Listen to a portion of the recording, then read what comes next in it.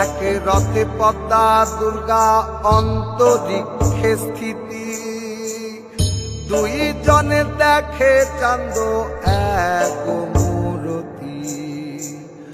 দোহার সমান বেশ দেখিয়া তখন চিনিতে না পারে চান্দ পদ্মা কোন জন।